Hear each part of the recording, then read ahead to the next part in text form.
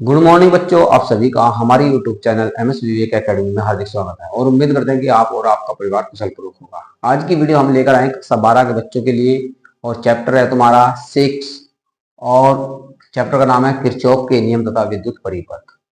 भौतिक विज्ञान पढ़ा रहे हैं। चलिए हेडिंग देखिए, विद्युत सेल हेडिंग है। ठीक है, तो विद्युत सेल क्या होते हैं देखिए।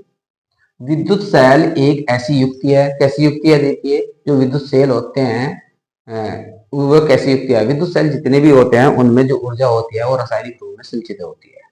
तो क्या कहा है उन्होंने, विद्युत सेल एक ऐसी युक्ति है जो रासायनिक ऊर्जा को, क्या कार्य है उसका, रासायनिक ऊर्जा को विद्युत ऊर्जा में चेंज करना। तो विद्युत सेल एक ऐसी युक्ति है जो रासायनिक ऊर्जा को विद्युत ऊर्जा में बदल देती है। तो उसके अंदर जो ऊर्जा होती है वो रासायनिक रूप से संचित होती है और उसको क्या करता है सेल, उसको विद्युत ऊर्जा में बदल देता है। विद्युत ऊर्जा में बदल देती है या बदलती है। विद्युत सेल में एक दरो, विद्युत सेल जो होते हैं उनमें एक दरो भरा होता है। तुमने देखा होगा घरों में जो बैटरी होते हैं उनमें दरो भरा होता है। ठीक है, क्या होता है वो H2SO4 होता है। क्या होता है H2SO4 सल्फ्यूरिक एसिड।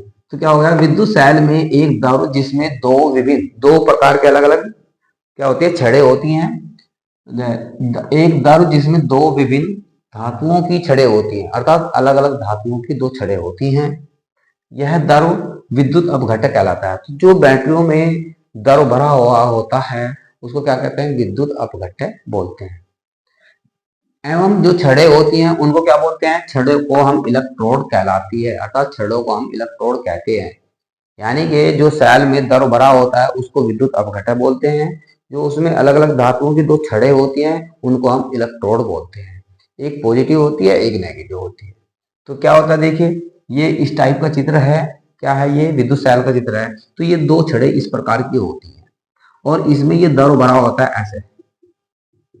ठीक है, ऐसे ये दरो भरा हुआ है भाई, यहाँ तक ये दरो में डूबी हुई है छड़ें। ठीक है, ये विद्युत अपघटक कहलाता है।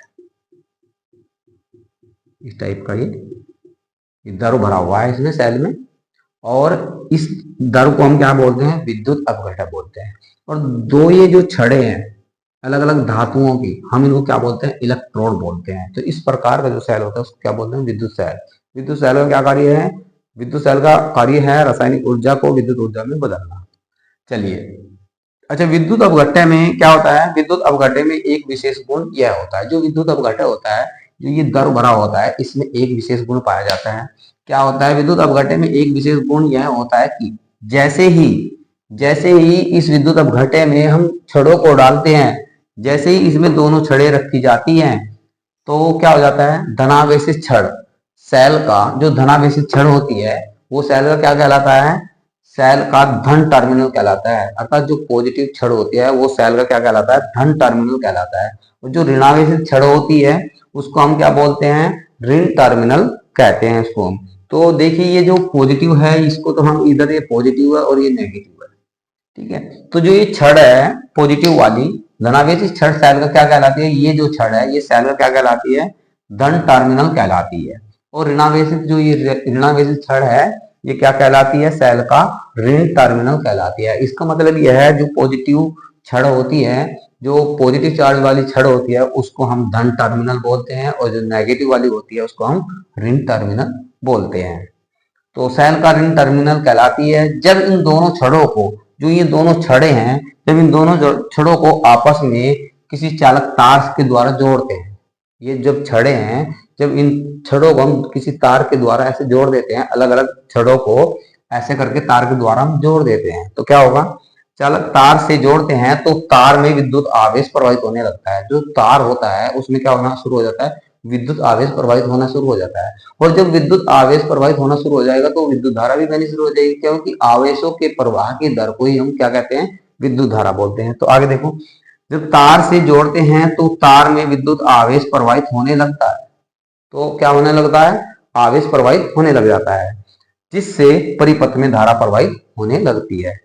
किसी भी सेल को हम निम्नलिखित संकेत से दर्शाते हैं। ये क्या है, ये सेल का संकेत है, इस प्रकार से हम दर्शाते हैं। ये ई होगा, ये पॉजिटिव होगा, ये नेगेटिव होगा। ठीक है, तो पॉजिटिव वाले को क्या कहते हैं, धन टर्मिनल बोलते हैं और नेगेटिव वाले को क्या बोलते हैं, ऋण टर्मिनल बोलते हैं। ओके, आप हमारे चैनल को सब्सक्राइब कीजिए, वीडियो को लाइक कीजिए। धन्यवाद।